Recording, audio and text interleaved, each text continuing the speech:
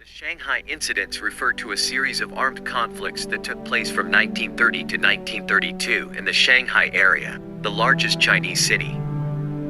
These events were part of a large-scale military conflict between Japan and China, which foreshadowed the Second Sino-Japanese War, 1937 to 1945, and World War II. The Shanghai Incidents can be divided into several stages.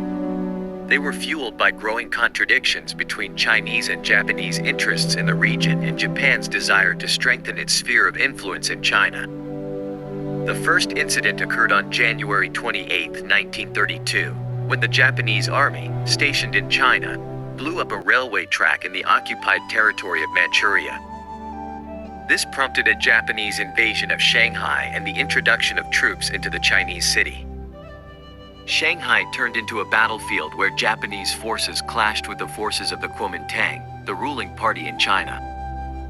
The conflict in Shanghai lasted for several months and resulted in heavy losses on both sides.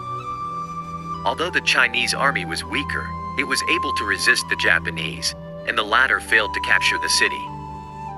The conflict ended with a temporary truce and the establishment of a temporary safety zone in Shanghai. However, tensions between Japan and China did not cease, and the second incident began in August 1937. The Japanese army once again invaded Shanghai, this time with significantly larger armed forces.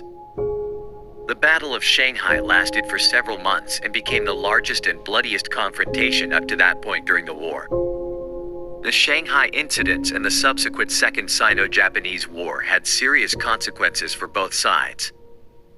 For China, it was a demonstration of Japanese aggression and cruelty, which strengthened the determination of the Chinese people to fight for independence and freedom. For Japan, it confirmed their military potential and the intention to seize Chinese territory.